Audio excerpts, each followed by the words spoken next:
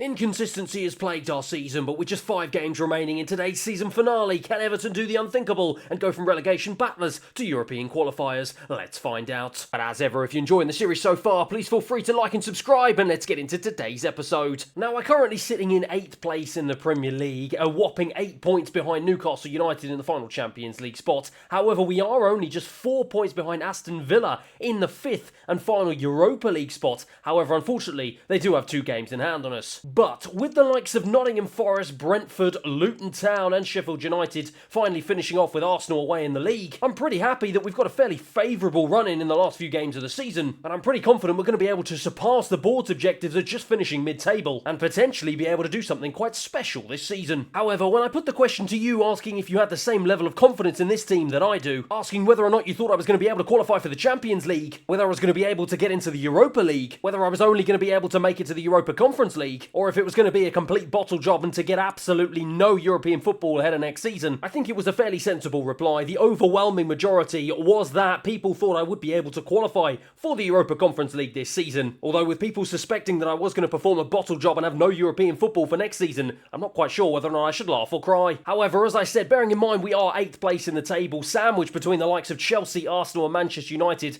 and normally, especially in real life, Everton find themselves way down the table, I think overall I would actually be pretty happy if we were able to make it to the Europa Conference League this season. However, since the switch from a more classic 4-4-1-1 defence-minded formation to a far more attacking 4-4-2 diamond to try and accommodate the likes of Dominic Calvert-Lewin and Beto up front, I've got to be honest, our form has been a little bit hit and miss, picking up some losses and some draws, perhaps where we could have done a little bit better and picked up some wins. It has, however, seemed to have unlocked some of the potential talent of my more attack-minded players, with the likes of Dominic Calvert-Lewin, Bakayoko and now Beto all managing to get into double figures across all competitions this season. Plus, more importantly, with me making the commitment at the start of the season to try and revive this man's career Dele Alli, with him chipping in with 6 goals and 8 assists in all competitions, I think I can be pretty happy with how he's performed so far this season. The problem is, though, looking at the teams all around us, and especially the ones up above us, they have a far better defensive record than we do, and added to the fact that our goal difference is only +3, I think it's pretty clear where we need to improve ahead of the summer transfer window. Now, obviously, I brought Uriel Hato in at the very beginning of the summer, and he has performed relatively well over the course of the season. He's gone up by 2 ratings,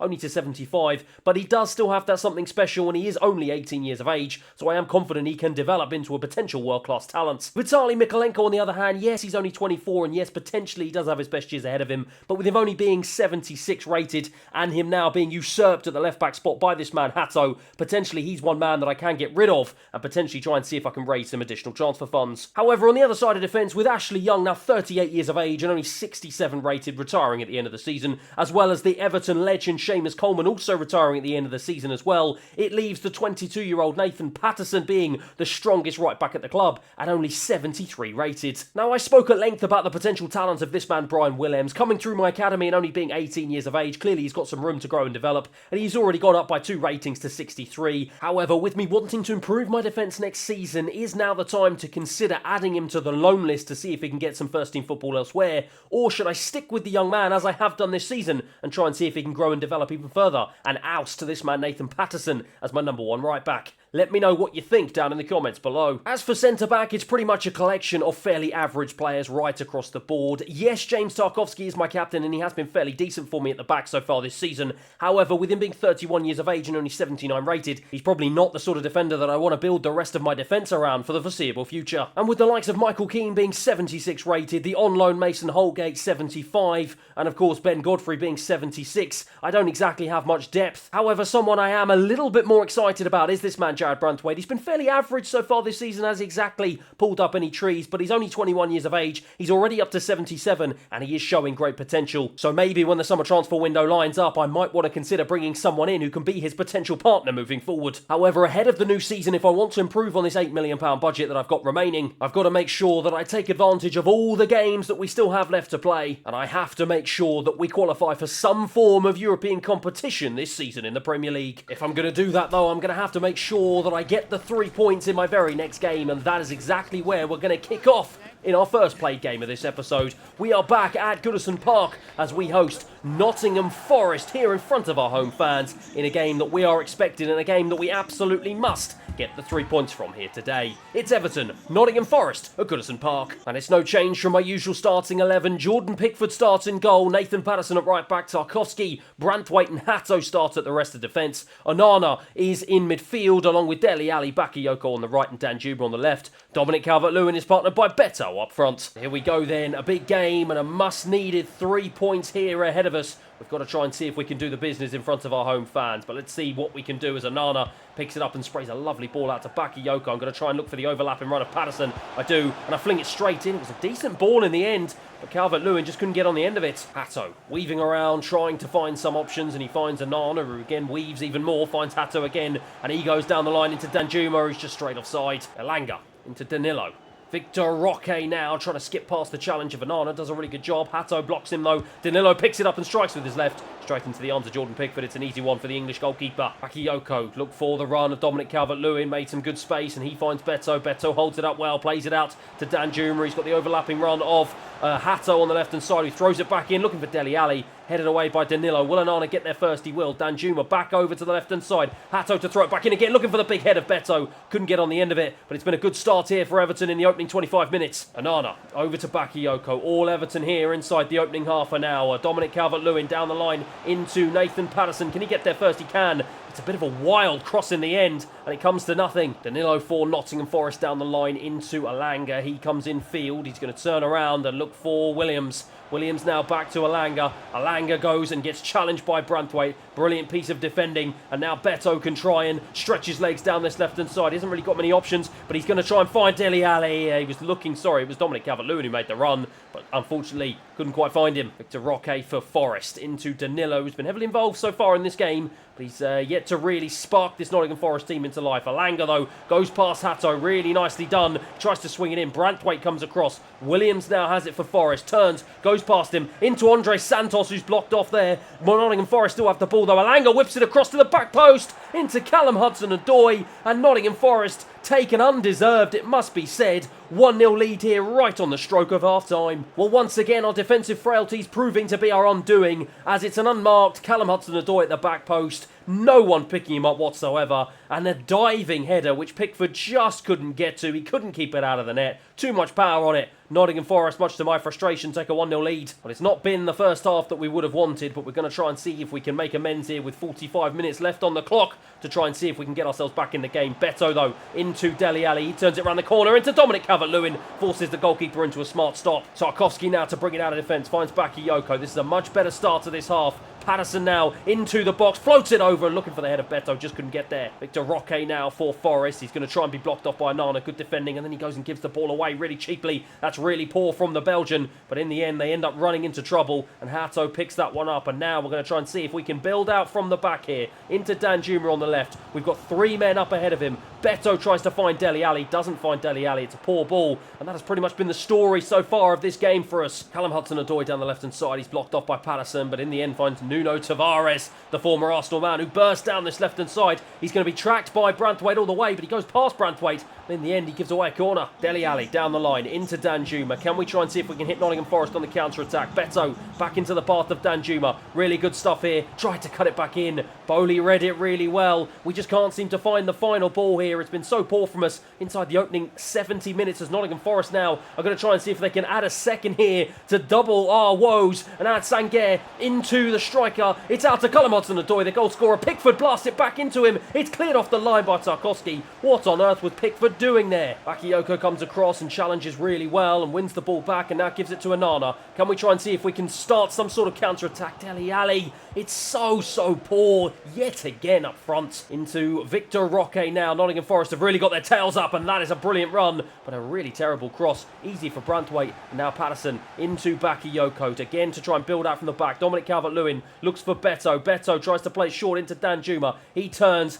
He's blocked off again by Danilo. It's just been the story of the game. Poor quality all over the pitch from Everton, and that is really poor defending, and Roque strikes, and he doubles Nottingham Forest lead here. Look at the celebration. With just 3 minutes remaining on the clock, our defence has been undone yet again. Look at the celebrations of Nottingham Forest. I mean, we are just struggling. Absolutely horrendous defending. What on earth was Tarkowski doing? And Jordan Pickford, he's had an absolute shocker in goal. He really should at least be getting a hand to that one, but he had absolutely no chance. Nottingham Forest celebrate 2-0. Well, the Everton players are despondent, the fans are despondent, and it's no surprise to see why. In front of our own fans, we are 2-0 down against a relegation-threatened Nottingham Forest as Dominic Calvert-Lewin tries to strike, and that pretty much sums up Everton's chances all game. Unfortunately enough, though, the referee blows the whistle and puts us out of our misery. The Nottingham Forest players celebrate. It's been a delightful performance from them, but an absolutely abysmal one from us. Full time here, it finishes Everton 0, Nottingham Forest 2. It was a shocking performance all round. Somehow we managed to keep our position in 8th place in the league, but frustratingly now, there's being 5 points behind Aston Villa and them having 2 games in hand.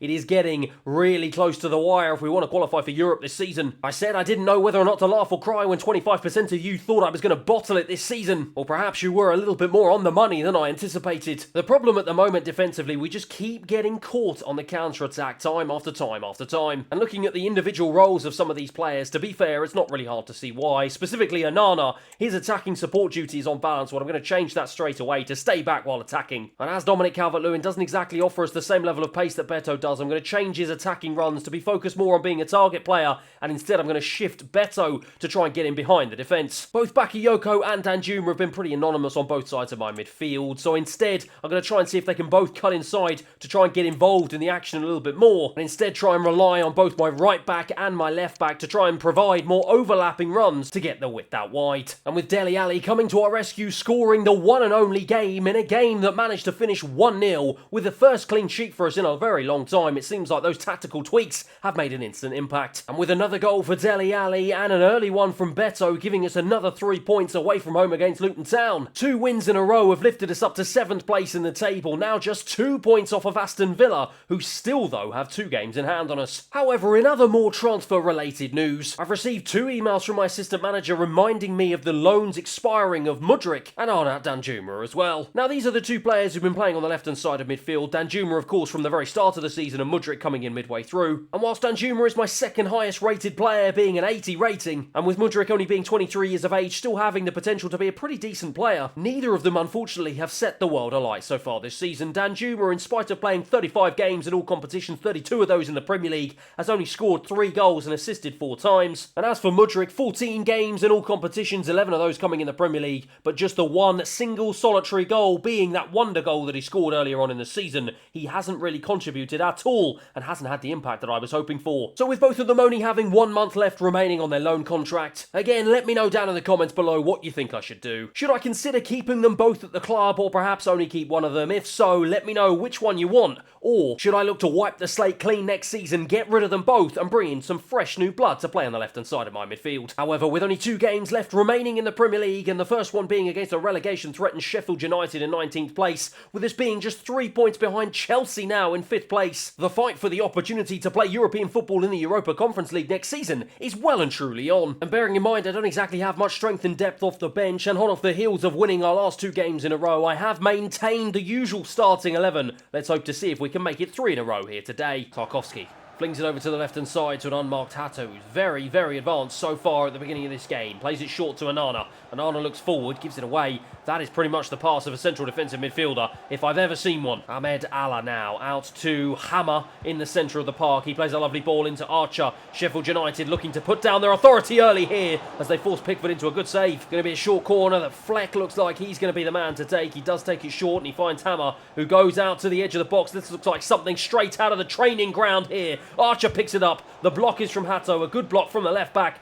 Sheffield United, though, keep it alive. Vinny Souza now has it. He goes to Alihamidzic, who plays it into Hammer again. He's been very dangerous so far in this game. It's a lovely ball into Baldock, and what a strike, and what a brilliant goal inside the opening 16 minutes. But fortunately enough for me, the linesman flags it for offside. Let's just see how close that was on the replay. He is, oh my word, it was very, very close. But fortunately enough for me, I breathe a sigh of relief. It remains 0-0. Branthwaite All the way over to Patterson on the right-hand side, unmarked, plays a nice ball into the feet of Dominic Calvert-Lewin, who turns the defender really nicely here, and plays a wonderful ball into Beto, who strikes. Good save from the goalkeeper. See, that is the sort of build-up play I was hoping for. Just Dominic Calvert-Lewin dropping into the pockets of space and releasing Beto with a nice ball, but instead, it is Bakayoko who plays a fabulous ball into the box from the corner, and it is the captain, the man mounted at the back for me this season, Tarkowski, who once again rises highest in the penalty area and loops a wonderful header over the goalkeeper to give us a 1-0 lead here at Goodison Park.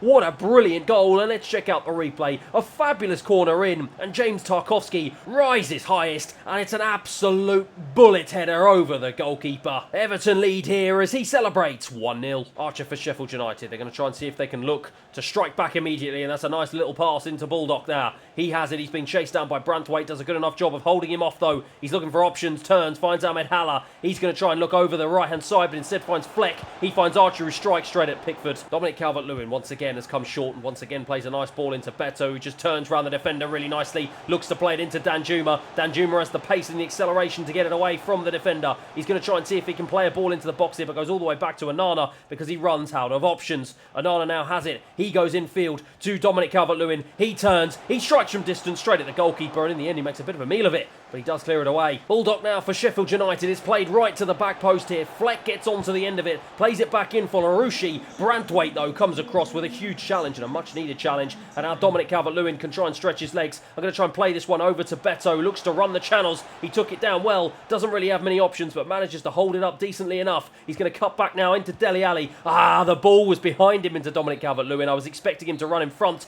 but instead just got it wrong as the referee blows for half-time. Fleck to start off this second half. That is a fabulous ball into Ahmed Haller. Oh my word, what a brilliant way for Sheffield United to start off this second half. My defence fell completely asleep and we were opened up by a defence-splitting pass if I've ever seen one. Let's check out the replay here. What a ball, cut my defence in half, and it's a brilliant finish just round Jordan Pickford into the bottom left-hand corner, gave him no chance, and unfortunately for me, Sheffield United back on level terms. Well, after doing all the hard work in the first half, it's been completely undone here. Archer tries to go round the defence, looks for Fleck again, he gets it back, Archer strikes. What is happening? Sheffield United have turned this game on its head. What on earth is my defence doing time after time after time? There is lapses of judgment and just leaving acres of space in just spaces that the Sheffield United players are taking up. What were we doing? Why did Tarkowski just stop running? It's a brilliant finish, but again, Jordan Pickford beaten at his near post. I'm frustrated, 2-1. What are we doing? It's an absolute shambles this episode.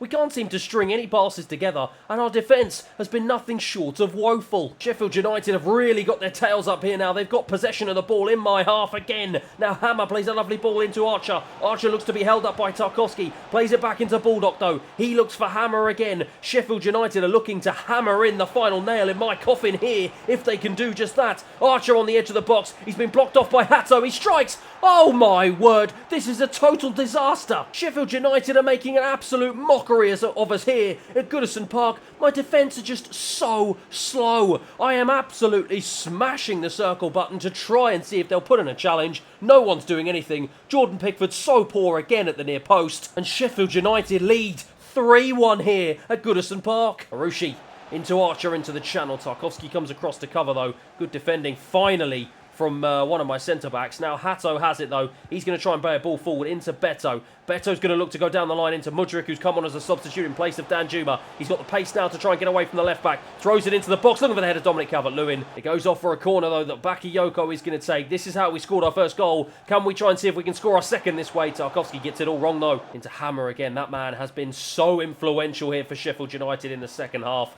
They have just completely dominated us. We've totally fallen asleep, and they're looking for a fourth here. It's Jayden Bogle into the box. A brilliant head from Fleck, and a good save from Jordan Pickford. It's kept alive, though, Archer. Jordan Pickford again with a good save. My defence just, I don't even know what to say at this point. They just don't even look like they're looking at the players ahead of them. What is happening here? Fleck now into Thomas on the edge of the box. He's being chased down by Dominic Calvert-Lewin. Goes all the way out to the left-hand side. Decore comes across to try and challenge him. Fleck has it again. No one at all putting in a challenge. Archer now has it. He just brushes off the challenge of Patterson. Fleck, what a save from Pickford. They are just walking through my defence. It's a total shambles. Arguably, it's one of our worst performances all season at a time where we needed to put in a decent performance as Archer forges another big save out of Jordan Pickford. Well, Sheffield United have got another corner. I'm losing count of the amount of corners they've had all game. It's thrown into the box. Pickford again comes to the rescue. But once again, the referee comes to our rescue as he blows the full-time whistle to put us out of our misery. The players are asking questions of themselves. They can't quite believe what has happened in the second half. A 15-minute period completely undone all the good work we did in the first half as we lose here at full-time 3-1. I mean, to be honest, I don't even know what to say at this point. Arguably our worst performance of the season and arguably the most crucial time in the season. And with that loss meaning that we're now 5 points behind Aston Villa and 4 points behind Chelsea, the highest we're going to be able to finish this season is 7th. Is that going to be high enough for Europa Conference League football next season? I have absolutely no idea. And with us facing off against Arsenal away, an Arsenal team that have Mo Salah in their ranks at the Emirates in front of their home fans, it's going to be a really tough ask to try and get 3 points here in our final game of the season. However, considering how topsy-turvy our momentum and our form has been this season, who knows? And as it is the final game of the season, I am making some big changes. Willems comes in to play at right back in place of Patterson, who drops to the bench.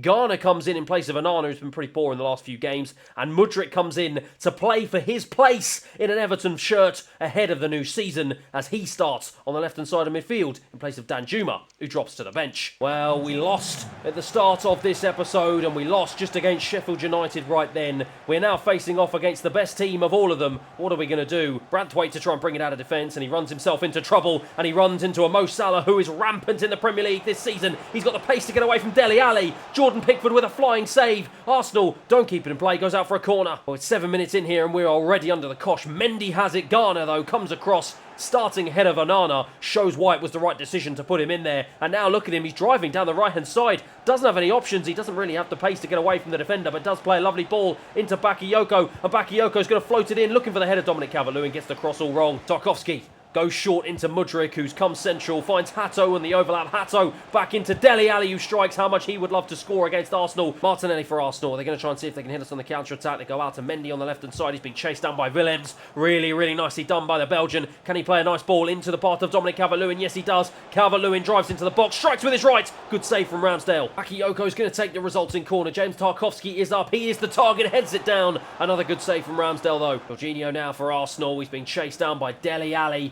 but he manages to skip past him. Where is the challenge? No one else putting in a challenge on him. Martinelli now has it in place. Plays it across to Mo Salah, the danger man, on the right-hand side. Hato tried to challenge him. Didn't do a good enough job. Walters now cuts it back. Looks for Aziz. He finds Mo Salah, who strikes. Good save. End-to-end stuff here at the Emirates. Both teams looking like they're going to score each time they enter the other's half. As Martinelli now has it. He's been chased down by Mudryk. Good defending, but Salah picks up the scraps and gives it to El Neni. It's Jules who picks it up and strikes. Goes wide.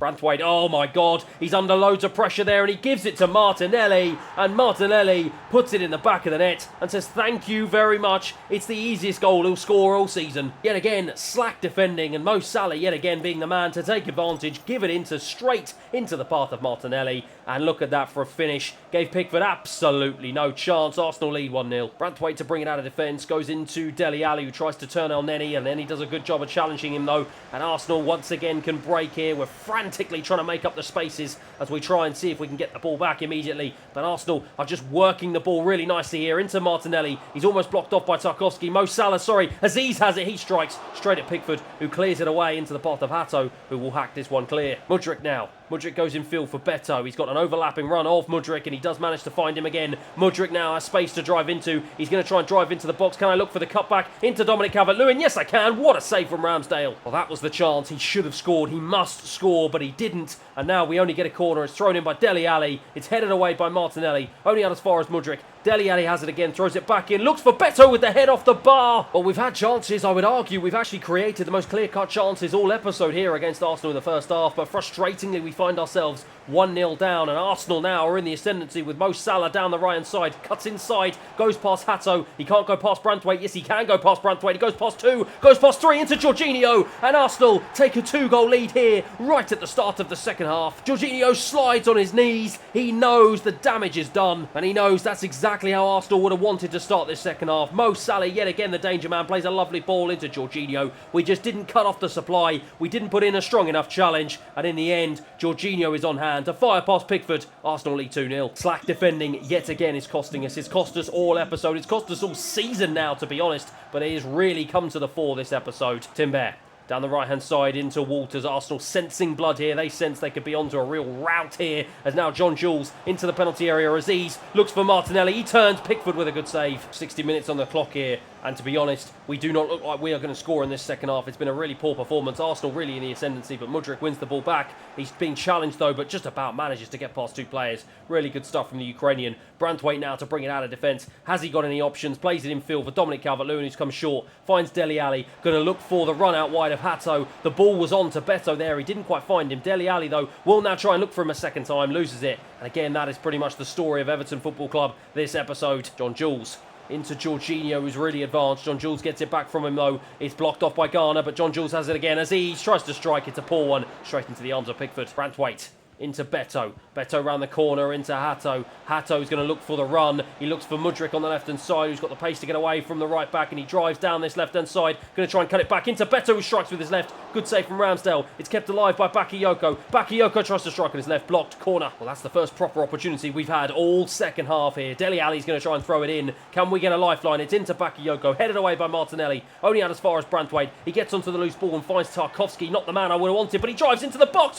What a strike. What a save from Ramsdale. It's hacked clear. Garner into Hato. This is much better from Everton Football Club, but is it too little too late? Dominic Calvert-Lewin round the corner into Hato again. This time I'm going to try and throw it in, looking for Bakayoko at the back post. Doesn't find him. El Neni now for Arsenal to look to try and see if they can hit us on the counter-attack. Jorginho into Martinelli. Aziz has it, looks for the danger man Mo Salah. Hato though has the beating of him this time around, and he wins the ball back here. Now can he try and see if he can drive down this left-hand side? I'm going to try and play a ball into Mudryk.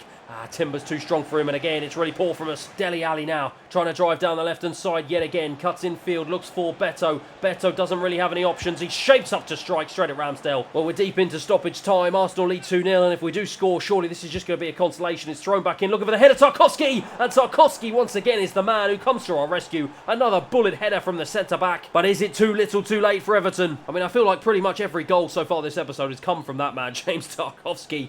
He has been an absolute rocket in the box for us, but we couldn't find him earlier on. We found him this time though. His head's too strong for the man on the line, as it's 2-1 here as the referee blows for full time. Jordan Pickford cannot believe it. He cannot believe we've lost our third played game on the bounce here in this episode. As at full time here at the Emirates, it finishes Arsenal 2, Everton 1. And frustratingly, with Jorginho grabbing the winner against us, it means 25% of you were absolutely correct. A total and utter bottle job this episode. Everton Football Club finished 9th place in the Premier League. Strangely enough, we've hit all the board objectives and they're actually in pretty good spirits. But bearing in mind where we were just a couple of months ago in the Premier League, it's a pretty frustrating way to end the season. Dominic Calvert-Lewin finishes the season our highest goal scorer, scoring 11 goals, 10 of those coming in the Premier League with 7 assists. And Beto is actually tied with him with 11 goals in all competitions, but only 9 of those coming in the Premier League. Bakayoko finishes off with 10 goals and 7 assists, and Dele Alli finishes off 8 and 8 in all competitions. But looking at this starting 11 and looking at the squad overall, with most of my players still rated in the 70 bracket, it's clear that I've got a lot of work to do in the summer to try and see if I can improve this squad. However, that is that for the end of today's episode. I hope you have enjoyed it, and I hope you will join me for what is hopefully going to be a very exciting start to Season 2 at Everton Football Club. Thanks everyone for watching. I'll see you again next time.